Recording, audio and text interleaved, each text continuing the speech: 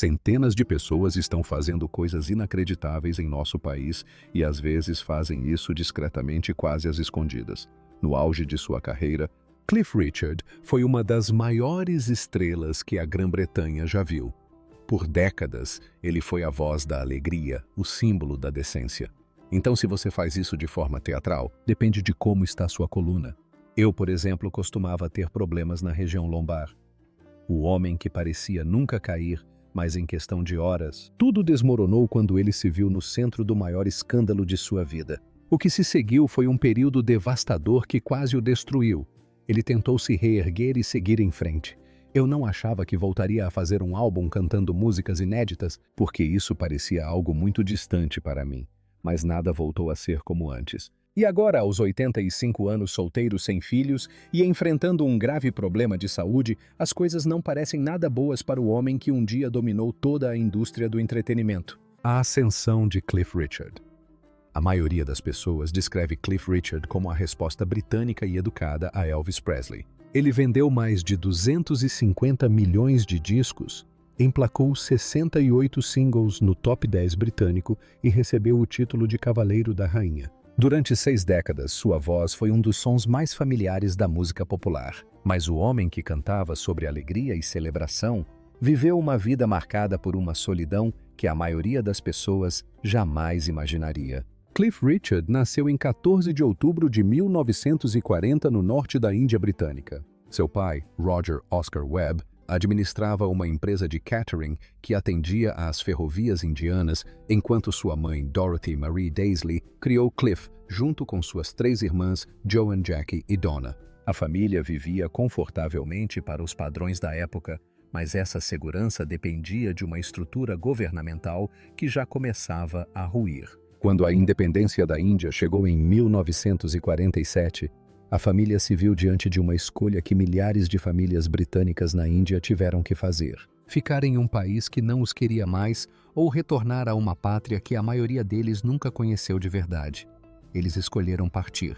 Eles venderam seus pertences, empacotaram o que restou e embarcaram no navio S.S. Ranchi para uma viagem de 3 semanas até Tilbury, em Essex. A Inglaterra que encontraram não era a Inglaterra que tinham visto nos cartões postais. Não havia nenhuma recepção calorosa à espera nos cais. Em Carshalton, Surrey, havia apenas uma casa geminada onde a avó materna de Cliff os acolheu temporariamente. De uma relativa riqueza na Índia, eles haviam caído para uma situação mais próxima da mera sobrevivência na Grã-Bretanha do pós-guerra. Por fim, a família mudou-se para uma casa popular de 3 quartos em Cheshunt, Hertfordshire. E foi aí que as verdadeiras dificuldades começaram. Cliff dividia o quarto com 2 de suas 3 irmãs, e o dinheiro era tão escasso que a família desenvolveu uma estratégia específica para fazê-lo render. 3 vezes por semana, o jantar consistia apenas em chá quente e torradas polvilhadas com açúcar. Aquela refeição não era um luxo nem uma lembrança nostálgica. Era a única coisa que eles podiam pagar. Cliff frequentou a Cheshunt Secondary Modern School de 1952 a 1957, onde se destacou na turma mais avançada e permaneceu na escola além da idade mínima para concluir o ensino secundário e ser aprovado no exame GC e de nível ordinário em literatura inglesa. Fora da sala de aula, ele se destacou nos esportes jogando futebol americano pela escola e eventualmente pelo condado de Hertfordshire. Mas o que realmente o cativou foi a música, especificamente o rock and roll americano que ouvia nos discos. Seus pais achavam que era um barulho horrível, mas Cliff via aquilo como o futuro. Quando ele tinha 16 anos, seu pai lhe comprou um violão, um ato de apoio relutante que se provaria transformador. Pouco tempo depois, Cliff abandonou a escola e conseguiu um emprego como arquivista em uma fábrica de componentes elétricos, onde seu pai também trabalhava. Mas o emprego era apenas uma forma de passar o tempo, até que a música pudesse tomar conta de sua vida. Em 1957, ele formou um grupo vocal escolar chamado Quintones, com outros 2 garotos e 3 garotas interpretando versões cover de sucessos da época. Cantou brevemente com o grupo de skiffle de Dick Tigg antes de decidir formar seu próprio grupo de rock, que chamou de Drifters. O nome logo se tornaria um problema. Mas antes disso veio uma mudança muito maior. A pedido de seu empresário, ele mudou seu nome de Harry Webb para Cliff Richards para se adequar à indústria musical. Seu primeiro grande show aconteceu em 1958 no Regal Ballroom em Ripley, Derbyshire. Mas o verdadeiro sucesso veio em 24 de julho daquele ano nos estúdios Abbey Road. O produtor, Norrie Paramore, da gravadora Columbia, da EM, tinha ouvido Cliff cantar e o convidou para uma audição. O plano era gravar uma música americana chamada Schoolboy Crush como lado A, com uma canção chamada Move It, escondida no lado B. A gravação de Schoolboy Crush levou quase 2 horas. Move It, escrita por Ian Samuel, levou menos tempo e produziu um som que não deixou dúvidas. Move It alcançou o segundo lugar na parada de singles do Reino Unido no outono de 1958 e o rock and roll britânico teve sua primeira estrela nascida em casa. A partir daí, as conquistas vieram mais rápido do que qualquer um poderia prever. Ele acabaria figurando nas paradas de singles do Reino Unido em todas as 6 primeiras décadas do país, um feito compartilhado apenas com Elvis Presley. Ele acumulou 68 singles no top 10 e 14 números 1, incluindo 4 números 1 de Natal, mais do que qualquer outro artista. Mas nada desse sucesso consertou o que estava silenciosamente quebrado por dentro. O sorriso educado e os ternos impecáveis escondiam uma vida pessoal que jamais alcançou o mesmo tipo de sucesso. E em agosto de 2014, tudo o que Cliff Richard havia construído ao longo de décadas desmoronou em questão de horas. O momento mais difícil de sua vida.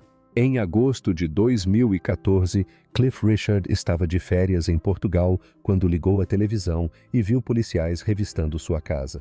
Ele não havia sido informado sobre a busca nem o motivo. Ele soube disso da mesma forma que milhões de telespectadores por meio de uma transmissão ao vivo feita de um helicóptero sobrevoando seu apartamento. A história que levou a esse momento começou quase 30 anos antes, em 1985, em um estádio de futebol em Sheffield. Bramall Lane, o estádio do Sheffield United, estava sendo palco de um evento liderado pelo evangelista americano Billy Graham. Entre a multidão naquele dia, estava um adolescente que anos mais tarde faria uma acusação horrível contra Cliff Richard. Para uma figura pública que construiu toda a sua carreira em cima de uma imagem de bom caráter e familiar, a mera acusação tinha o potencial de destruir tudo. Quando a Polícia Metropolitana recebeu a denúncia, os agentes já estavam trabalhando na Operação U-Tree, uma grande investigação iniciada após o escândalo de Jimmy Savile.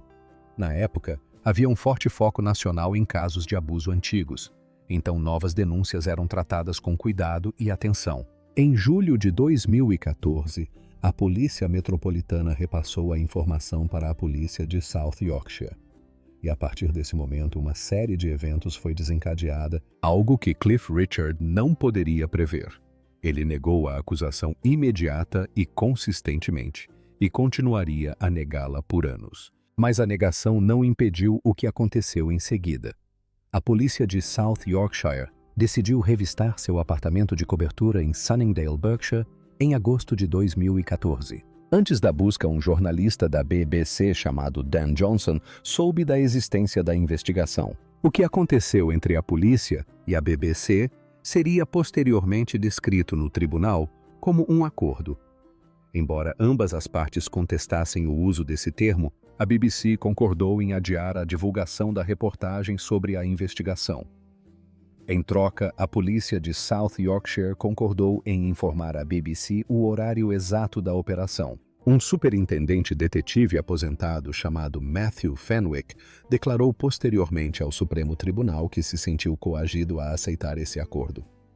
Johnson deixou claro, disse Fenwick, que a BBC poderia e iria publicar a matéria independentemente da cooperação da polícia. A polícia sentiu que não tinha outra opção senão trabalhar com a BBC para controlar o horário da cobertura. Essa foi a justificativa apresentada, mas o resultado foi bem diferente para quem via de fora. No dia da operação policial, a BBC transmitiu imagens ao vivo de um helicóptero que já sobrevoava a residência de Cliff Richard. Os telespectadores assistiram aos policiais em sua propriedade. A cobertura o tratou como o advogado de direitos humanos. Geoffrey Robertson afirmou posteriormente como um assaltante de banco ou um assassino em massa. O homem no centro de tudo assistiu a tudo de um quarto de hotel em Portugal sem ter recebido nenhum aviso prévio. Ele estava a milhares de quilômetros de distância, enquanto sua casa era revistada ao vivo pela televisão. Após a operação policial, a BBC indicou sua cobertura para o prêmio de furo de reportagem do ano da Royal Television Society.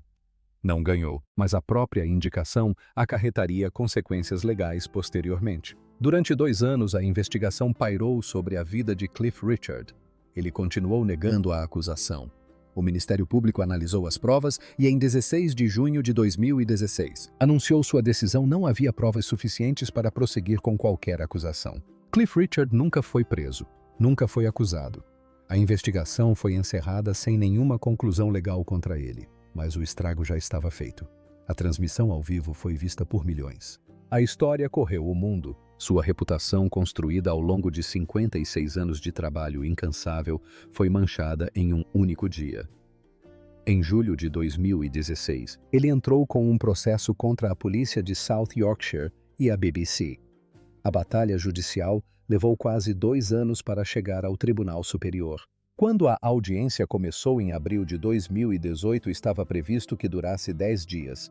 Os depoimentos seriam dolorosos e as revelações sobre como a polícia e a BBC haviam se coordenado seriam ainda piores. Em 18 de julho de 2018, o juiz Anthony Mann, do Tribunal Superior, proferiu o veredicto. Ele decidiu que a BBC havia infringido os direitos de privacidade de Cliff Richard sem justificativa legal e de forma grave e sensacionalista. A polícia também foi considerada culpada. A indenização concedida foi substancial, 190 mil libras esterlinas em danos gerais da BBC, mais 20 mil libras esterlinas adicionais em danos agravados, especificamente devido à indicação ao prêmio de Scoop do ano. A BBC foi condenada a pagar 65% do valor total, cabendo à polícia de South Yorkshire arcar com os 35% restantes. Eu não sabia. Eu não usava maquiagem naquela época. Não, nós usávamos sim. No palco usávamos, mas sabe, a gente não sabia como fazer. A polícia já havia concordado em pagar a Cliff Richard 400 mil libras em um processo separado. Posteriormente, a BBC concordou em pagar mais 850 mil libras para cobrir seus honorários advocatícios, além de 315 mil libras à polícia de South Yorkshire, para reembolsar suas custas judiciais. Mas nem mesmo esses valores contavam toda a história. Cliff Richard testemunhou que o caso lhe custara 3 milhões de libras até então, incluindo honorários advocatícios e negócios perdidos. Ele disse que sua vida havia sido virada de cabeça para baixo e que sua reputação mundial fora desnecessariamente prejudicada. As palavras eram ponderadas, mas o peso por trás delas era inegável. Um homem que passara décadas evitando escândalos se tornara o alvo de um escândalo que sequer existia. Após o veredicto, algo mudou em Cliff Richard. As entrevistas tornaram-se menos frequentes, as aparições públicas diminuíram. O homem que outrora parecera inseparável da cultura popular britânica começou a desaparecer dela. O desaparecimento dos olhos do público.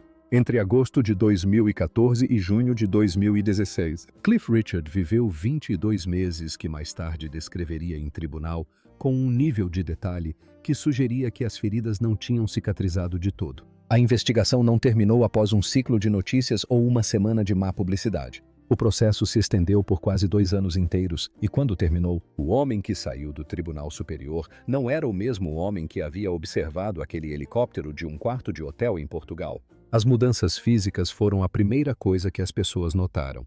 Ele perdeu uma quantidade considerável de peso, não porque estivesse tentando, mas porque o estresse o afetou. Seu corpo sucumbiu ao herpes zoster, uma condição dolorosa que costuma se agravar quando o sistema imunológico está sob ataque prolongado devido à ansiedade e à insônia. A deterioração da saúde mental foi tão grave que foi registrada nos autos do processo e ele não tentou minimizá-la. Ele disse ao tribunal que, em certo momento, chegou a pensar que teria um ataque cardíaco ou um derrame.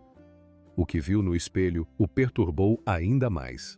Ele disse que às vezes olhava para o próprio reflexo e sentia como se outra pessoa, uma versão muito mais velha de si mesmo, estivesse olhando de volta. O homem que passou décadas se apresentando para milhões mal reconhecia o próprio rosto.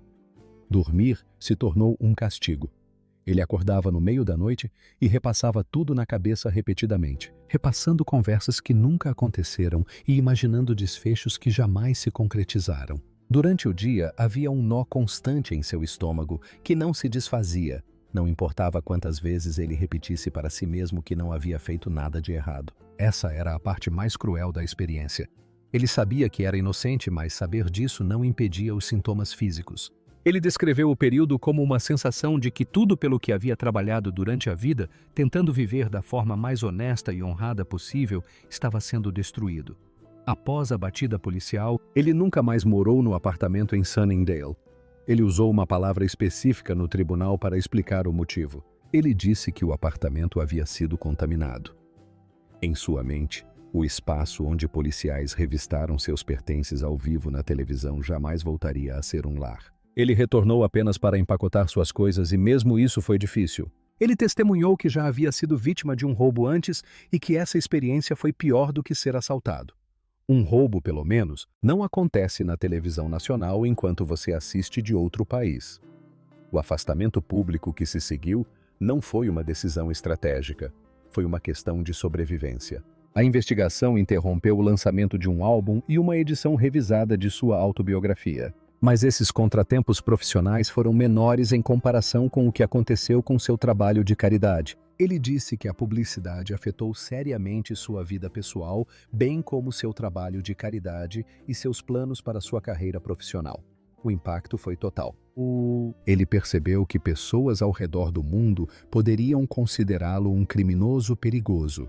E essa percepção o perseguia por toda parte. Ele disse que em todos os lugares por onde passou, sentia que seu nome estava manchado. Essa sensação não desapareceu quando o Ministério Público anunciou que não havia provas suficientes para acusá-lo. O anúncio o inocentou legalmente, mas a notícia não chegou a todas as pessoas que viram as imagens do helicóptero. A notícia não alcançou todas as pessoas que leram as manchetes ou todas as pessoas que já tinham formado uma opinião. Em meados da década de 2010, ele praticamente se afastou dos olhos do público. O homem que antes parecia incapaz de ficar longe dos holofotes descobriu que a atenção pública havia se tornado insuportável. A fama já não podia protegê-lo. A reputação que ele construiu ao longo de toda a sua carreira de decência, limpeza e inofensividade havia sido abalada de uma forma que uma decisão judicial não poderia reparar completamente. Ele disse mais tarde que, embora fosse tentador simplesmente esquecer o episódio, decidiu entrar com uma ação judicial para talvez diminuir a probabilidade de que outras pessoas passassem por uma experiência semelhante. Ele acreditava que, a menos que alguém fosse formalmente acusado, seu nome não deveria ser divulgado. Essa crença nascida de seu próprio sofrimento influenciou mudanças na legislação de mídia do Reino Unido. Mas uma vitória judicial não devolve a paz de espírito a um homem. Ele nunca recuperou aqueles 2 anos. O dano estava feito. Quando ele saiu vitorioso da batalha judicial, algo mais ficou claro para qualquer um que estivesse prestando atenção. Cliff Richard, um homem que passou toda a sua vida adulta solteiro, sem relacionamentos românticos públicos ou relacionamentos duradouros confirmados, estava vivendo uma vida que a maioria dos fãs não conseguia imaginar. Uma vida marcada pela solidão. Cliff Richard vendeu mais discos do que quase qualquer outro artista britânico na história. Ele foi a atração principal em arenas nos 5 continentes. Seu nome é conhecido por todos há 7 décadas. No entanto, ele nunca caminhou até o altar nem ouviu alguém chamá-lo de pai. O silêncio ao qual ele disse retornar após os shows não era uma metáfora. Cliff nunca se casou e não tem filhos. E por vários anos ele afirmou consistentemente que essa foi uma escolha consciente, não uma falta de oportunidade. As mulheres demonstraram interesse. Ele mesmo admitiu isso, mas não aceitou nenhum convite. E as razões que apresentou ao longo das décadas revelam um homem que se conformou com sua decisão, ainda jovem, apenas para ver essa paz se desfazer na velhice. A primeira razão que ele apresenta é a sua fé. Cliff se tornou um cristão devoto em 1965 e acredita que o casamento exige comprometimento total. Cliff confessou que não se sentia capaz de conciliar esse nível de comprometimento com as exigências de uma carreira que o levava a viajar pelo mundo durante meses a fio. O segundo motivo decorre do primeiro. Ele já disse que sua principal prioridade sempre foi a música e as turnês, e que não queria arrastar ninguém para esse estilo de vida. Outro motivo pelo qual optou por não se casar é porque valoriza sua independência. Ele explicou que gosta de morar sozinho e não se sente solitário. Ou pelo menos ele não se sentiu sozinho durante a maior parte da sua vida. A terceira razão é mais pragmática. Ele não queria arriscar casar-se apenas para enfrentar um divórcio, o que entrava em conflito com as suas crenças religiosas. Melhor não casar, raciocinou ele, do que casar e fracassar. Ele disse certa vez que as pessoas frequentemente cometem o erro de pensar que apenas o casamento é sinônimo de felicidade. Acrescentou que talvez um dia encontrasse alguém e se sentisse diferente. Mas por ora não tinha certeza se o casamento aumentaria sua felicidade. Mas apesar de suas explicações, o público não parou de especular. Sua vida de solteiro durante toda a vida gerou décadas de perguntas sobre sua sexualidade que ele sempre descartou como irrelevantes. Ele admitiu que as pessoas sempre tentam descobrir sobre sua sexualidade, mas não via por que isso importava. Ele enfatizou que sua vida privada era particular e que havia vivido feliz sem se casar. Mas houve uma mulher que Cliff Richard realmente amou. Na década de 1970, ele admitiu que era apaixonado pela cantora e atriz Olivia Newton-John. Mas na época em que ele e muitos de seus colegas estavam apaixonados por ela, ela já estava noiva de outro. Ele perdeu a chance, como ele mesmo disse. Newton-John o considerava um querido amigo, mas casou-se 2 vezes, inclusive com seu melhor amigo Bruce Welch. Cliff Richard permaneceu próximo a ela pelo resto de sua vida e, segundo relatos, estava ao seu lado quando ela faleceu. Havia outras mulheres também. Ele teve um relacionamento com a dançarina australiana Delia Wicks e foi romanticamente ligado à atriz Una Stubbs. Ele teve o que ele mesmo descreveu como uma vida amorosa agitada, mas nenhum desses relacionamentos culminou em casamento ou filhos. Havia também Sue Barker, a ex-campeã de tênis do Aberto da França, que se tornou comentarista da BBC. O relacionamento deles começou na década de 1970, durante o auge de suas respectivas carreiras.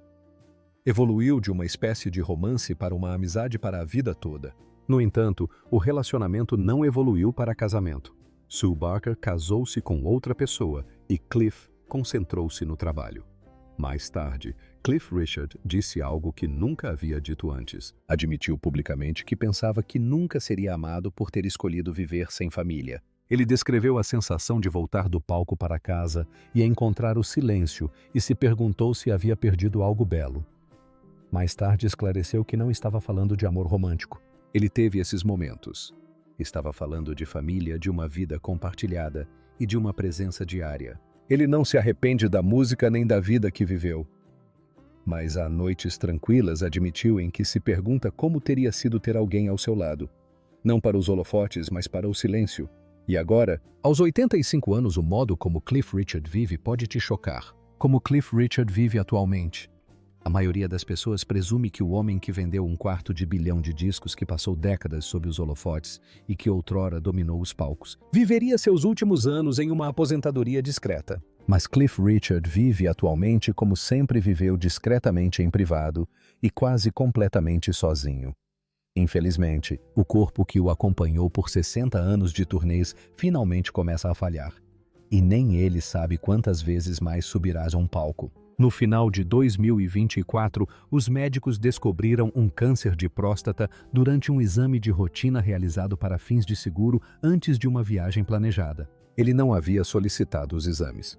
O promotor precisava da documentação para garantir o seguro e a documentação exigia um exame médico. Mas o exame revelou algo que poderia ter permanecido oculto até que fosse tarde demais. O câncer não era muito antigo, disseram-lhe os médicos, e, crucialmente, não havia metastizado. Em 15 de dezembro de 2025, ele apareceu no programa Good Morning Britain e anunciou que o câncer havia desaparecido naquele momento. Ele não disse isso com alívio ou triunfo. Ele disse isso com cautela, acrescentando imediatamente que não sabia se o resultado seria positivo, pois ninguém pode prever essas coisas. Então, fez um apelo que parecia vir de algo mais profundo do que um simples anúncio de utilidade pública. Ele disse que as pessoas precisavam fazer o teste e se examinar. Ele falava como um homem que havia analisado um diagnóstico e percebido o quão perto estivera de um desfecho diferente.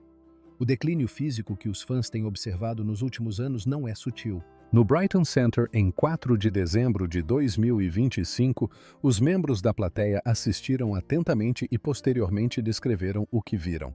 Cliff não conseguia se movimentar pelo palco como antes e sua voz parecia frágil. Mas então, os mesmos fãs notaram algo que intrigou muitos que o viram se apresentar recentemente. Sua voz continua tão forte como sempre. Cliff fez uma distinção clara entre parar e se aposentar. E essa distinção é importante para ele de uma forma que pessoas de fora talvez não entendam de imediato. Ele não sabe se algum dia vai querer se aposentar. A palavra aposentadoria soa definitiva para ele como uma porta que se fecha para sempre e é trancada do outro lado. Mas parar é diferente. Parar significaria que ele poderia mudar de ideia a qualquer momento quando quisesse. Ele poderia telefonar para o escritório e pedir algumas noites no Royal Albert Hall, e se o salão estivesse livre, ele cantaria. Aposentar-se não faz parte do seu vocabulário. Parar é aceitável. Essa distinção permitiu que ele continuasse se apresentando sem sentir que cada turnê poderia ser a última, mesmo sabendo, em particular, que a matemática está se tornando menos favorável. Em julho de 2025, um repórter perguntou se sua turnê australiana seria uma despedida. Ele respondeu com uma franqueza que fez o entrevistador parar para pensar. Disse que não sabia e que nem sequer pensa mais nisso. Acrescentou que, à medida que envelhece, provavelmente terá menos capacidade de desempenho, mas não pode dizer exatamente quando isso acontecerá e se recusa a fazer uma previsão. A única coisa que ele sabe que terá que abandonar em algum momento são as turnês. Ele admitiu que é muito desgastante. As viagens, os hotéis às noites, os fusos horários e o fato de cada voo o deixarem um pouco mais exausto do que o anterior. Ele também observou que a idade introduz imprevisibilidade vocal. Uma nova ansiedade para um homem que cantou durante 7 décadas sem nunca se preocupar se sua voz estaria presente em uma determinada noite. Apesar do desgaste físico, ele insiste que está tão entusiasmado agora quanto estava na primeira vez que veio à Austrália ou à Nova Zelândia. A empolgação não passou. Seu corpo apenas reage mais lentamente a ela. Ele concluiu a turnê Can't Stop Me Now no Royal Albert Hall em Londres em dezembro de 2025. O nome da turnê tinha a intenção de ser desafiador, e foi, mas também era algo mais complexo. Era uma constatação de um homem que foi repetidamente impedido por escândalos pela lei, pela idade e pelo câncer. Um homem que continua de pé, não porque seja fácil, mas porque sentar-se permanentemente ainda não é necessário. Ele vendeu mais de 250 milhões de discos, mas a geração do streaming já o deixou para trás. O palco é o único lugar onde sua lenda ainda se manifesta fisicamente. É por isso que ele ainda sobe nele mesmo quando suas pernas doem e sua voz soa frágil. Ele já foi o solteiro mais famoso da Grã-Bretanha, uma figura de infinita especulação e mistério silencioso. Agora ele é simplesmente um senhor de idade que vive sozinho, canta em público e espera para ver o que seu corpo lhe permitirá fazer no futuro. Você acha que Cliff Richard deveria se aposentar? Conte para nós na seção de comentários abaixo. Se você gostou deste vídeo, não se esqueça de clicar no próximo vídeo na sua tela, curtir este vídeo e se inscrever no nosso canal para receber mais atualizações.